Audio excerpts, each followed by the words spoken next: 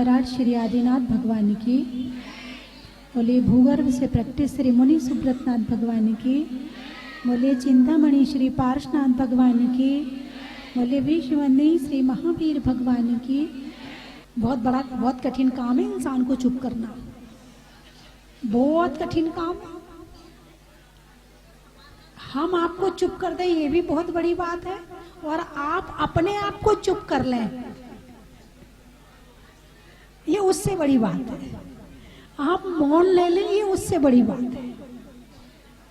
वे ऐसे बैठे कि जहान बन गए, वे ऐसे बैठे कि जहान बन गए, वे ऐसे उठे कि आसमान बन गए। हम उनके बीच में रहकर इंसान ना बन पाए और वो हमारे बीच रहकर भगवान बन गए। वो हमारे बीच रहकर भगवान बन गए।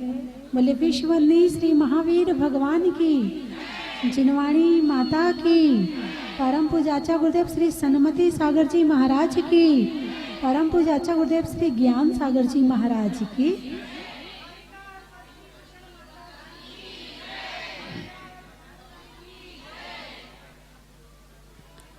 आज मैंने आज कुछ लिखा है, कुछ चिंतन किया है, वो आपको बता दूं। यहाँ जितने लोग बैठे हैं, गुस्सा आता है क्या आप लोगों को? आता है? अच्छा, तो गुस्से के समय क्या क्या करना चाहिए वो बता दूं मैं आपको। बहुत अच्छे लोग हैं। सबसे पहली बात, जिस समय तेज गुस्सा आ रहा हो किसी से बात मत करो, बिल्कुल मत बोलो, बोलना बंद कर दो, बिल्कुल चुप हो जाओ, बिल्कुल शांत हो जाओ कि जब तक मुझे गुस्सा आ रहा है तब तक मुझे किसी से बात नहीं करनी है। लेकिन होता ऐसा है कि जब तेज गुस्सा आता है तब ज्यादा बोलते हैं, अधिक बोला जाता है, और बोला नहीं जाता है, चिल्लाया जाता है, और चिल्लाया नहीं जाता है। कभी कभी तो लोग कहते हैं हम भौंक रहे हैं तुम सुनती नहीं हो। ये शब्द उपयोग होता कि नहीं होता बताइए? मतलब एक अकेला यदि चिल्ला रहा हो और सामने वाला उसके साथ चिल्लाने में ना लगे, उसके साथ झगड़ा करने में साथ ना दे, उसका एक चुप रहे दूसरा बोलता रहे, तो उसको अच्छा नहीं लगता है। जब मैं बोल रहा तो तू कैसे चुप, जब मैं गुस्सा कर रहा तो तू कैसे नहीं कर रहा है, हम अकेले भौंक रहे हैं तुम सुन नहीं रहे। तो जिस समय क्रोध आए उस समय बिल्कुल चुप हो जाओ कि जब तक मुझे गुस्सा आ रहा मैं बोलूंगा नहीं। मान लो बहू को गुस्सा आया, सास ने कुछ कह दिया और बहू को गुस्सा आया, तो बहू को गुस्सा आया और वो कमरे में आई, अब वो क्या करेगी? सच बताना, जितनी बहुएं बैठी वो बताए, और जितनी नई बहुएं बैठी वो बताए। पुरानी तो फिर भी रच पच गई है, लेकिन जो नई बहू है वो क्या करेगी? फटाफट जाएगी कमरे में, कहाँ?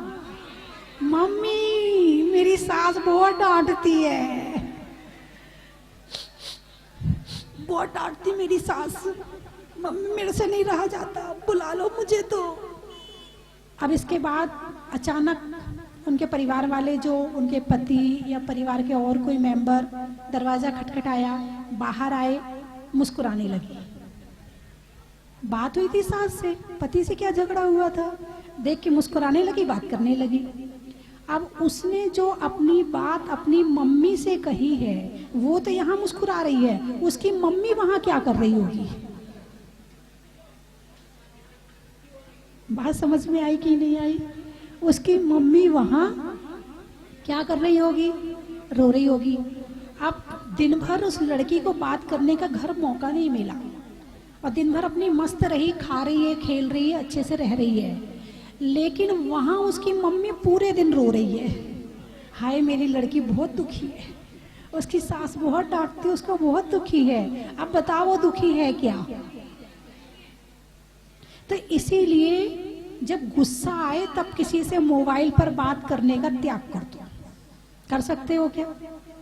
उठाइए हाथ कि जब गुस्सा आएगा तो किसी से तुरंत मोबाइल पे बात नहीं करेंगे।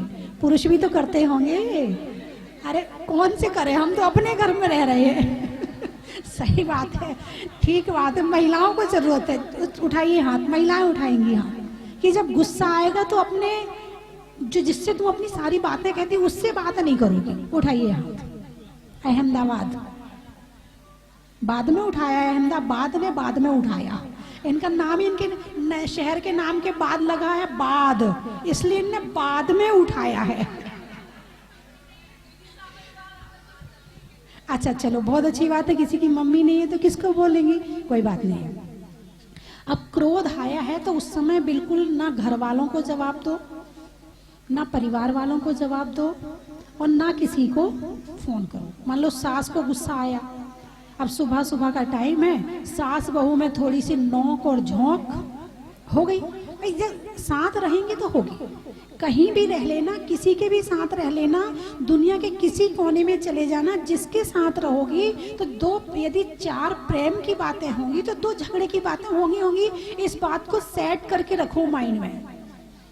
तुम अपने पीहर में रहती थी तो क्या लड़ाई नहीं होती थी? होती थी लड़ाई। अब वही लड़ाई ससुराल में हो रही तो ससुराल की लड़ाई बड़ी लग रही है और पीहर की लड़ाई छोटी लगती थी। ऐसी ये क्या बात हुई? लड़ाई तो लड़ाई है, चाहे कहीं की भी हो। तो जिस समय गुस्सा आए उस समय मोबाइल पर किसी से बात नहीं करना। अब गुस्सा को ठंडा करना है तो उसके बहुत सारे उपाय हैं। या तो तुम्हारे घर में, तुम्हारे कमरे में भजन की किताब रखो। जब तुम्हें गुस्सा आए तो तर्ज में बड़ी अच्छी तरह से भजन गाना शुरू कर दो। सुनना शुरू मत करना, गाना शुरू करना। अंदर की जो तुम्हारी अच्छी चीज है उसे निकालने लगो, तो जो गुस्सा भरा हुआ है वो निकल जाएगा। ठीक है ना? तो अच्छी तर्ज में भगवान की भक्ति करना शुरू कर दो, अच्छे भजन गाने शुरू कर दो। यदि पेंटिंग करनी आती है तो पेंटिंग करनी शुरू कर दो।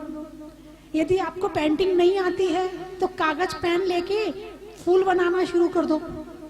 कुछ तो करो, निकालना पड़ेगा कुछ अंदर से, तब वो निकलेगा।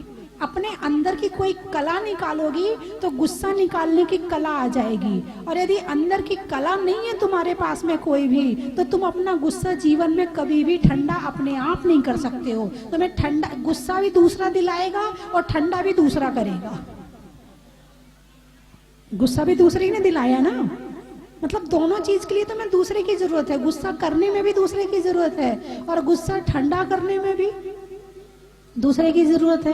तो दोनों काम अपने आप करो, गुस्सा भी तुम ही करो और ठंडा भी तुम ही करो। किसी ने दिला दिया है तो ठंडा करना भी तुम ही सीखो। कोई दूसरा काहे को आए? अपनी बर्फ अपने फ्रीज में खुद ही जमाओ, अपना फ्रीज खुद ही तैयार रखो, अपना कूलर खुद ही तैयार रखो। एक बड़ा अच्छा उदाहरण है, एक कोई नेता था, उसके विरोधी ने उसको पत्र लिखा और पत्र में उसकी बड़ी अपमानजनक बातें लिखी। अब वो पत्र शाम को घर पहुंचा, शाम को पढ़ने का टाइम नहीं मिला। रात को 11 बजे बैठे कुर्सी पर, पत्र उठाया, पढ़ा, बहुत क्रोध आया। किसी के अपमान की बातें लिखी हैं तो क्रोध तो आएगा ना। बहुत क्रोध आया, इतना क्रोध आया कि उसका जवाब बिल्कुल वैसे ही फटाफट लिख के भेज दो, इतना क्रोध आया। लेकिन अब रात के 11 बज गए थे। अब चलो ठीक है, कल लिख देंगे। अब 11 बज गए हैं, कल जवाब लिख देंगे। पहले मोबाइल नहीं था ना, तो चिट्ठियां लिखी जाती थी, तो चलो कल लिख देंगे। अब कल हुआ, कल दूसरे दिन किसी ऐसे काम में व्यस्त हुए कि 2-3 दिन याद ही नहीं रही। फिर चौथे दिन उन्होंने फिर पत्र पढ़ा, तो पहले दिन जितना गुस्सा आया था उससे आधा गुस्सा आया। फिर उन्होंने सोचा चलो गुस्सा मेरा आधा हो गया, ये क्या बात हुई? उस दिन तो बहुत आ रहा था, चलो ऐसा करता हूँ, इसका जवाब मैं 1-2 दिन बाद लिख के देखता हूँ। चौथे दिन, 5वें दिन, 6वें दिन, 7वें दिन तो ये लगा ये चिट्ठी उसने सही लिखी है, उसने जो बातें लिखी मेरे लिए वो सही है, मैं ऐसा करता हूँ, मेरा ऐसा स्वभाव है, उसने कुछ गलत नहीं लिखा है। और वो पत्र का जवाब देना भूल गया। यानी समय टाल दो तो गुस्सा ठंडा हो जाता है। बात समझ में आई कि नहीं आई? समय टलने पे गुस्सा ठंडा हो जाता है और जो बात जितनी फोर्स से कही जा रही थी उसमें शक्ति में कमी आ जाती है। जो बात जब तुम्हें गुस्सा आ रहा था उसी वेग में कहते तो उसका प्रभाव कुछ और होता, और तुम 3 दिन बाद उस बात को कहोगे तो उसका प्रभाव कुछ और होगा। बात समझ में आई कि नहीं आई? तो जब आपको लग रहा है कि इसी परिवार में रहना है, इसी घर में रहना है, यही रहना है, तो फिर अभी गुस्सा आ रहा है, अभी गुस्सा करूंगी तो अभी कहते हैं ना रायता फैला दिया, यही शब्द प्रयोग करते हैं ना, रायता फैला दिया। यानी रायता फैलता है तो पूरी थाली की सब चीज को खराब करता है। पहले के समय में ज्यादा फैलता था क्योंकि दोने में खाते थे। हाँ, अब तो कटोरियां आ गई हैं, लेकिन उदाहरण अभी भी चल रहा है, उदाहरण बंद नहीं हुआ है। इसने तो घर में रायता फैला रखा है, यानी सारे घर को खराब कर रखा है, सारी थाली को खराब कर रखा है। तो एक ने यदि ज्यादा क्रोध कर दिया तो सारा घर अस्त व्यस्त हो जाता है। अब जैसे रायता थाली में फैल गया है, उसको समेटना मुश्किल होता है। ऐसे तीव्र क्रोध के बाद में जब सामने वाले नाराज हो जाते हैं, फिर उनको समेटना मुश्किल होता है। पहले क्रोध करके फैलाओ और फिर उन्हें समेटते रहो, मनाते रहो। तो जिस समय गुस्सा आए, भाई अभी बात मत कर, अभी चुप हो जाओ प्लीज, अभी मैं कुछ नहीं बोलूंगा या बोलूंगी, अभी शांति रखो, मैं ठंडी हो जाऊं फिर बात करना मेरे से। अपना नेचर घर वालों को बता दो और ऐसा करना शुरू कर दो, तो जो आपका गुस्सा है वो आधा से आधा हो जाएगा। और फिर वही बात जब बिना गुस्से में कही जाएगी तो वो शांति से कही जाएगी, और शांति से कही गई बात का कौन बुरा मानता है? बात समझ में आई कि नहीं आई? तुम्हारी शान घट जाती कि रुतबा घट गया होता, तुम्हारी शान घट जाती कि रुतबा घट गया होता, जो गुस्से में कहा तुमने वही हंस के कहा होता, जो गुस्से में कहा तुमने वही हंस के कहा होता। तो इस तरह से यदि जो बात गुस्से में कही जा रही, घंटे भर बाद उसे हंस के कह दो, बुरा नहीं लगेगा। चाहे सास हो, चाहे बहू हो, चाहे पति हो। ऐसे नहीं कि पति पत्नी झगड़ा नहीं करते, जितना जोरदार प्रेम करते उतने जोरदार झगड़ा भी बहुत जोरदार होता है, क्योंकि जिसपे जितना ज्यादा अधिकार उतना ज्यादा गुस्सा। पति सबसे ज्यादा गुस्सा किस पे करता है? देखो पत्नी सारी बोल रही है, सुन लो भाई, मैंने नहीं कहा, इन्होंने कहा है। और पत्नी सबसे ज्यादा गुस्सा किस पर करती है? इन्होंने कहा, मैंने नहीं कहा है। जहां मोह अधिक होगा वहां क्रोध अधिक होगा, और जहां मोह कम होगा वहां क्रोध भी कम होगा। तो इस तरह से आप अपने क्रोध को कम करें तो विवेक पूर्वक कर सकते हैं, अपने आप को शांत करके कर सकते हैं। हम सबको बहुत समझाते हैं, ऐसे नहीं करना चाहिए। तुम्हारा छोटा सा बच्चा गुस्सा करे, क्या कहते हो बच्चों से? बच्चों से क्या कहते हो आप? बोलिए ना, बेटे गुस्सा नहीं करते। और जब तुम गुस्सा करो फिर बच्चा कहे तो कैसा लगे फिर? हैं? बहुत सी माताएं आती हैं अपने छोटे छोटे बच्चों को लेकर के, माता जी बहुत गुस्सा करता है, इतना सा है बहुत गुस्सा करता है। मैंने उनसे पूछा धीरे से, आप गुस्सा करती हो? माता जी मुझे भी बहुत गुस्सा आता है। जिसकी जड़ खोखली होगी तो पौधा क्या हरा होगा, और खोट जब सोने में होगी तो कंगन क्या खरा होगा। जिसकी जड़ खोखली होगी तो पौधा क्या हरा होगा, और खोट जब सोने में होगी तो कंगन क्या खरा होगा। एमपी में एक कहावत कही जाती है, जाके जैसे नदी नवारे बाके वैसे ही भरका, और जाके जैसे बाप मतारी वैसे ही वाके लड़का।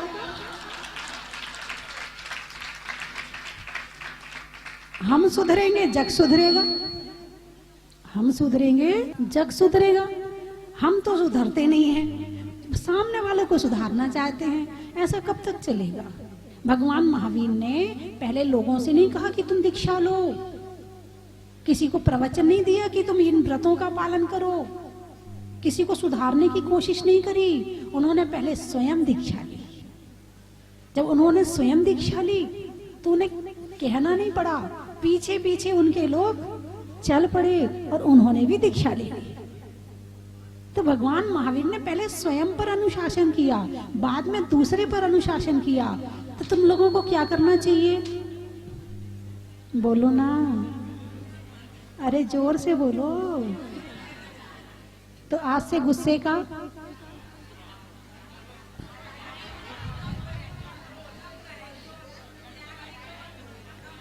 चलो गुस्सा करने मना नहीं कर रही हूँ, लेकिन जब गुस्सा आए तो चुप हो जाना। एक फायदा और बता देती हूँ, जैसे धनुष और तीर होता है ना। धनुष अभी तीर में है, धनुष अभी तीर में है, चढ़ तो गया, तन भी गया, लेकिन तीर के अंदर है, छोड़ा नहीं है, तो सामने वाले का नुकसान नहीं होगा। बाद में फिर तुम्हें भी मेहनत नहीं करनी पड़ेगी। ऐसे ही दिमाग में तो गुस्सा आ गया है, धनुष तो चढ़ गया है, तीर तो चढ़ गया धनुष में, लेकिन मुंह बंद रखो, बाहर मत निकालो। अब तीर को छोड़ो मत, जो तीर मुंह के माध्यम से छोड़ते हो उसमें मत छोड़ो, इसको ठंडा होने दो। किसको ठंडा होने दो? दिमाग को ठंडा होने दो, और ठंडा होने के बाद में वही बात कही जाएगी तो बुरी नहीं लगेगी, है ना। तो मेरी बात आपकी समझ में आ गई? बहुत समझदार लोग बैठे हैं, बस समझ में आ गई तो आ गई, अब खत्म करूं मैं फिर, है ना। चलिए मैं 3 चीजें बोलूंगी, आपको कहना बड़ा ही महत्व है। चलने में पात का, मित्रों में साथ का, तीर्थंकरों में मुनि सुब्रत नाथ का, पंखा में झलने का, बच्चों में पलने का, भगवान के जमीन से निकलने का, हिंदी में मात्रा का, स्कूल में छात्रा का, आज आपकी जहाजपुर की यात्रा का, गुरुओं के आशीर्वाद का, होने में आवाज का और आने वालों में अहमदाबाद का, त्रियंचों में बिल्ली का, डंडा में गिल्ली का और आने वालों में दिल्ली का, महीनों में मई का, रजाई में रुई का और आने वालों में बंबई का, जबलपुर गाने में सुर का, देवों में असुर का और आने वालों में जबलपुर का, सोने के लिए निशा का, सोने के लिए निशा का, मिलने में अच्छी दिशा का और आने वालों में विदिशा का, करमाला गांव का नाम है, अच्छा बहुत बढ़िया, मकड़ी के जाला का, भाई मकड़ी अपने जाले में रहती है तो उसके लिए महत्व तो है ना, मकड़ी के जाला का, दुकान में लाला का और आने वालों में करमाला का, धार सागर, पानी में गागर का, वृक्षों में आकर का और आने वालों में सागर का, मुरादाबाद गोटेगांव, नदी में नाव का, शरीर में पांव का और आने वालों में गोटेगांव का,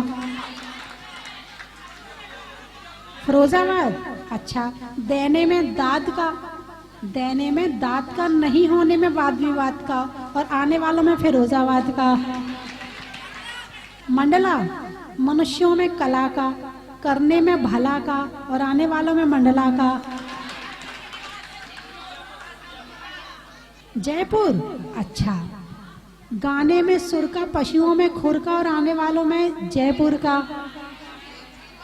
चिकली फूल में कली का, फूल में कली का, त्रियंचों में छिपकली का और आने वालों में चिकली का,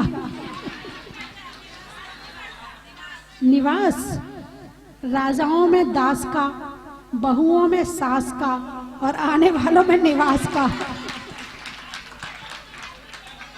बहादुरगढ़ इंदौर आम की बौर का, खाने में कौर का और आने वालों में इंदौर का, वृक्षों में बड़ का, बड़ की जड़ का और आने वालों में बहादुरगढ़ का, महाराष्ट्र में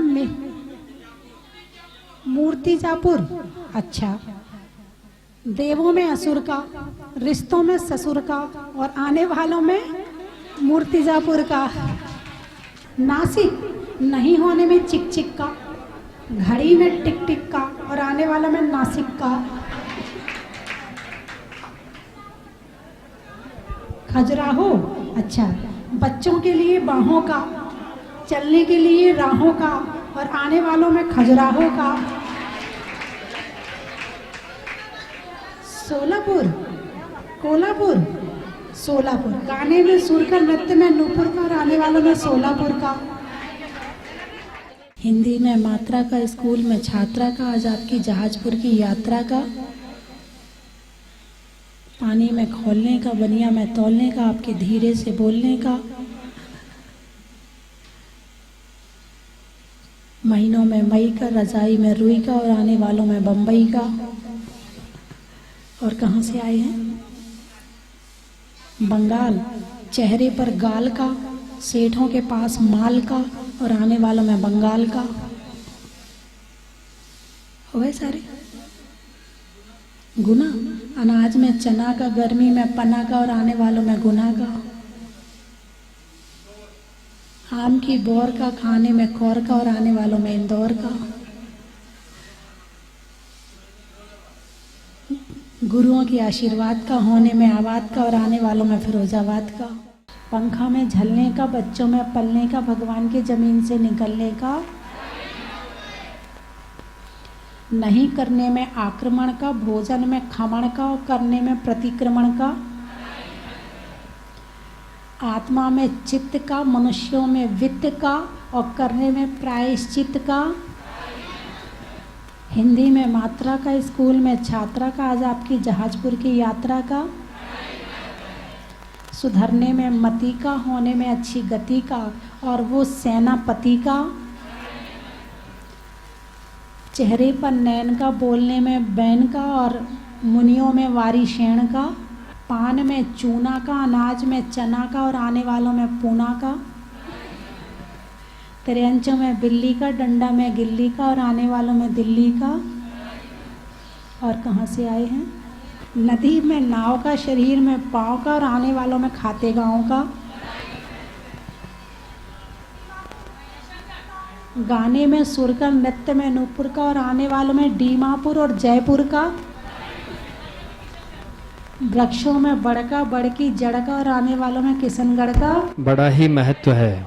जनवरी में जाड़ा का, जाड़े में काढ़ा का और आने वालों में भीलवाड़ा का। बड़ा ही महत्व है। बीना। अनाज में चना का, गर्मी में पना का और आने वालों में बीना का। बड़ा ही महत्व है। ध्यान करने में ईश्वर का, ध्यान करने में ईश्वर का।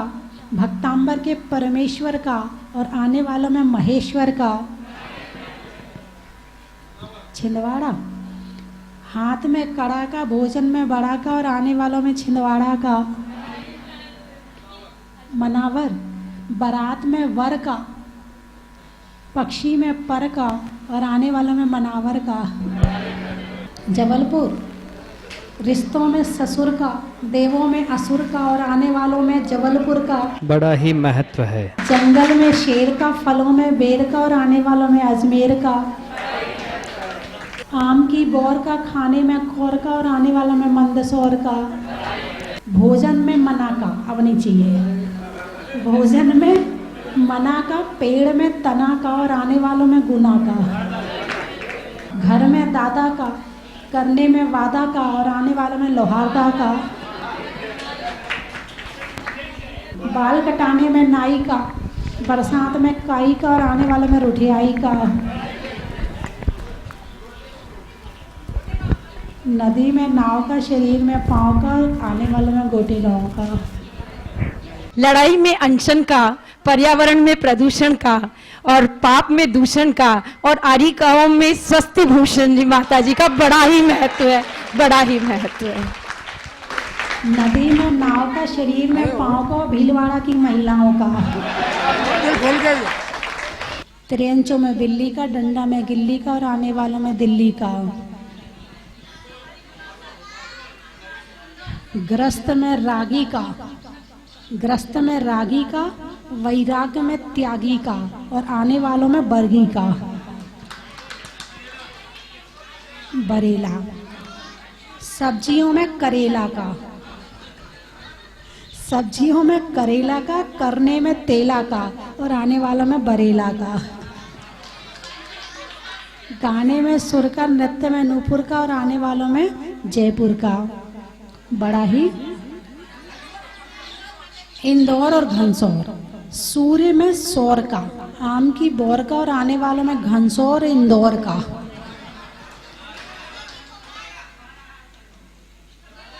खमेरा, खमेरा, अच्छा। गृहस्थियों में तेरा मेरा का, गांव में जवेरा का और आने वालों में खमेरा का। गुना।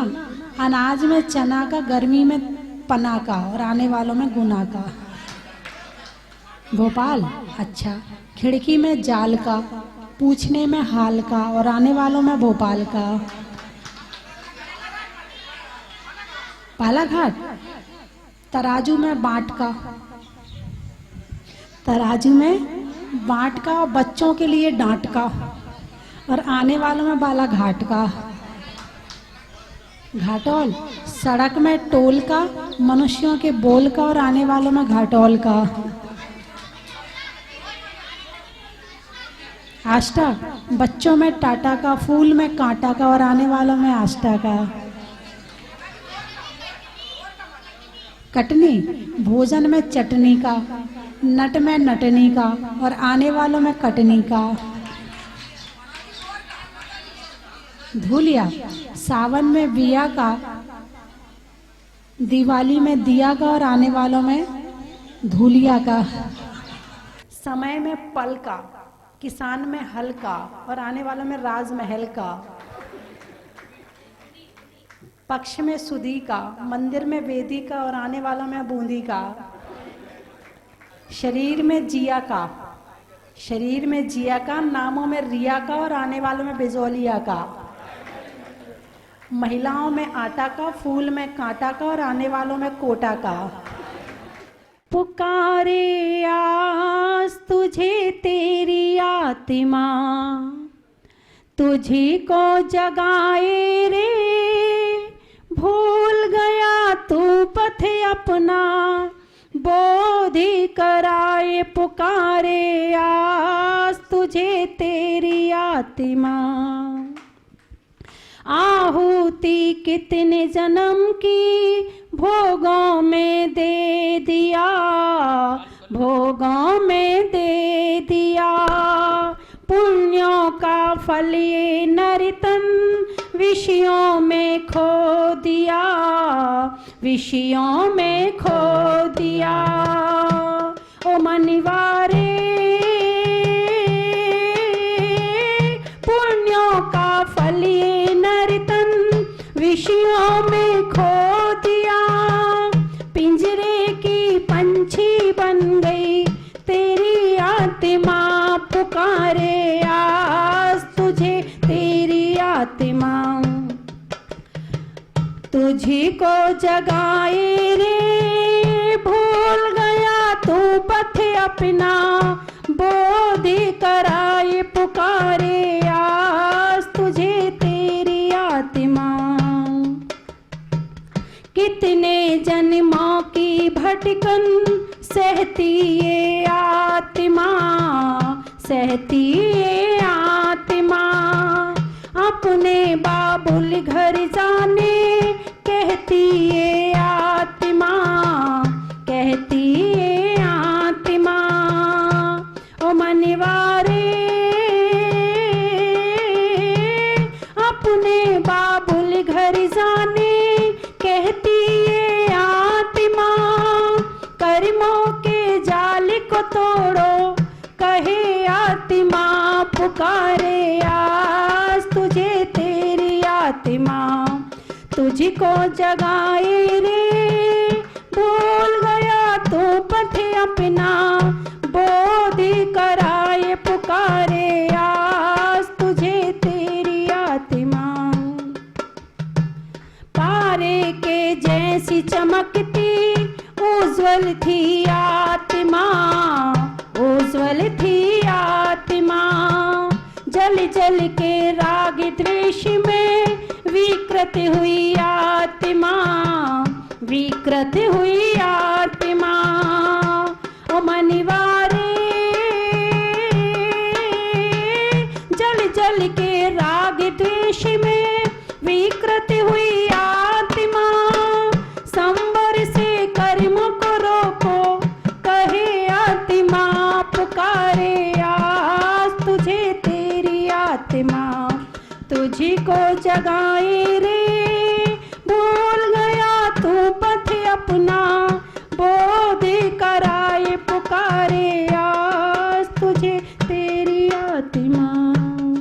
गुरु 108 ज्ञान सागर महाराज जी की आर का 105 स्वस्ति भूषण माता जी की। हरिका सिंह की। आगे आगे अपनी ही अर्थी के गुनगुनात चलूं, सिद्ध नाम सत्य है, अरहंत नाम सत्य है।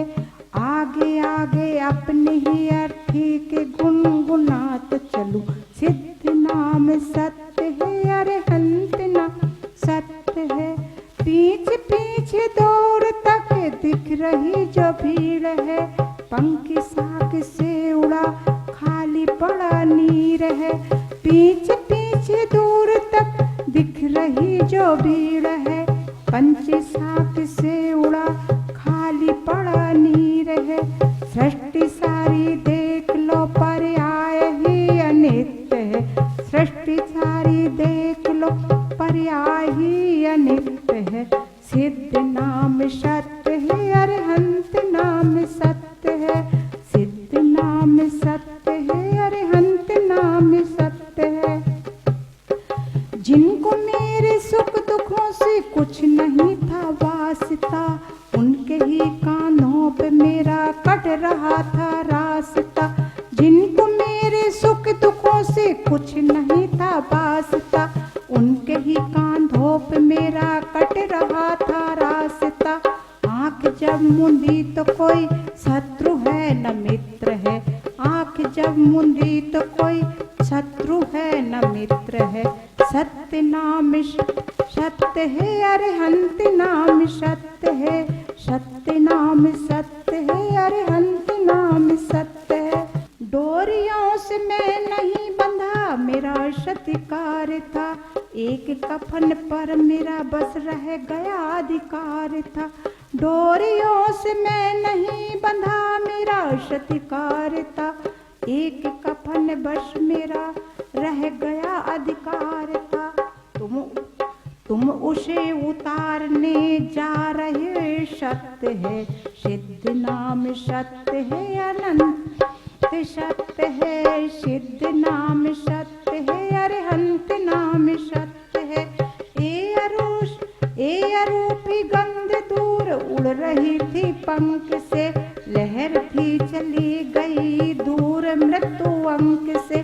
ए अरूपी गंध दूर उड़ रही थी पंख से, लहर थी चली गई दूर मृत्यु अंक से।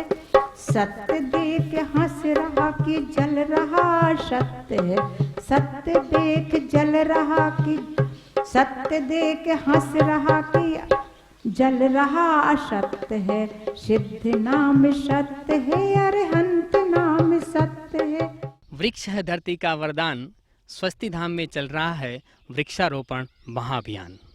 तो बंधुओं, देर किस बात की, आप भी परम पूजनीय आदरणीय आर्य का रत्न स्वस्ति भूषण माता जी की मंगलमय प्रेरणा से स्वस्ति धाम जहाजपुर में चल रहे इस वृक्षारोपण महाअभियान में शामिल होकर के प्रकृति को संवारने में, सहेजने में अपना योगदान दें। बंधुओं, वृक्षों का महत्व आप खुद जानते हैं। जन्म से लेकर के मृत्यु तक वृक्ष बहुत काम आते हैं। आज बड़े बड़े शहरों में छोटे छोटे फ्लैट संस्कृति होती है, वहाँ पर जगह कम होती है और सबकी इच्छा होती कि मैं भी अपने जीवन में एक वृक्ष लगाऊं, लेकिन वहाँ जगह कम है। यहाँ पर स्वस्ति धाम में 50 बीघा ज़मीन पर पूज्य माता जी की मंगल में प्रेरणा से हरियाली महोत्सव चल रहा है। आप भी अपनी ओर से, अपने परिवार में जितने भी सदस्य हैं, उन सब की ओर से एक एक वृक्ष लगा करके इस महान कार्य में अपना योगदान दे सकते हैं। एक वृक्ष की न्यौछावर राशि मात्र 1100 रुपये हैं। तो बंधुओं, आप अपनी स्वीकृति 9782063107 इन नंबरों पर दे सकते हैं। आपके नाम की घोषणा पारस चैनल पर भी की जाएगी। धन्यवाद। कंचन की थाल को सजाओ रे आज, रत्नों की थाल को भर लाओ रे आज। आओ आओ करे रे गुणगान आरती भगवन की, आओ आओ करे गुणगान आरती भगवन की। आओ आओ करे रे गुणगान आरती भगवन की।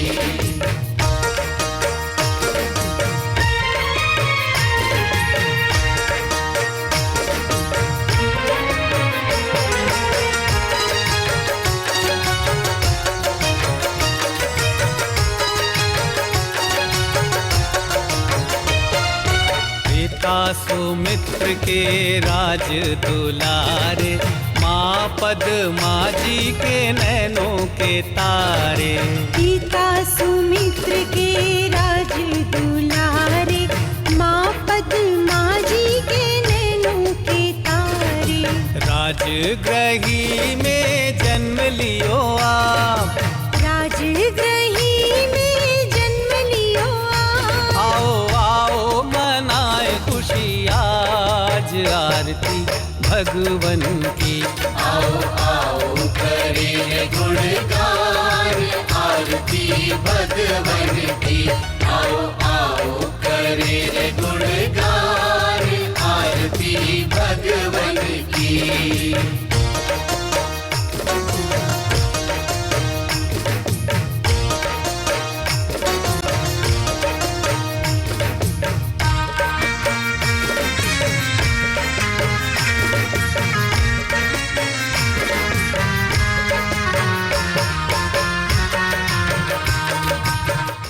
परम विदुषी लेखिका काव्य रत्नाकर आरिका रत्न 105 श्री स्वस्ति भूषण माता जी की पावन प्रेरणा व सानिध्य में श्री मुनि सुव्रतनाथ दिगंबर जैन अतिशय क्षेत्र स्वस्ति धाम जहाजपुर राजस्थान में भूगर्भ से प्रकटित अतिशयकारी 1008 श्री मुनि सुव्रतनाथ भगवान की चरण छांव में, जिनके अभी तक स्वतः ही 4 बार रंग परिवर्तन, ललाट पर रेखाएं उभरना व विलुप्त होना, 4 महीने तक नाभि में स्पंदन, प्रशासन के उठाने के प्रयास पर प्रतिमा भारी व भक्तों के उठाने पर हल्की होना, भगवान का देवों द्वारा 2 घंटे तक अभिषेक व दाईं आंख से दिव्य ज्योति प्रकट होना, ऐसे अतिशय हो चुके हैं और हर रोज हजारों भक्त भगवान के दर्शन, अभिषेक, पूजा एवं विधान करके अतिशय पुण्य का लाभ ले रहे हैं। सहयोग राशि जमा कराने हेतु बैंक खाता विवरण निम्न प्रकार है। खाते का नाम श्री मुनि सुव्रतनाथ दिगंबर जैन अतिशय क्षेत्र स्वस्ति धाम जहाजपुर। बाहर से आने वाले समस्त भक्त गणों की पूर्ण व्यवस्था क्षेत्र द्वारा की जाएगी। अधिक जानकारी के लिए संपर्क करें 97820 63107 88246 20107।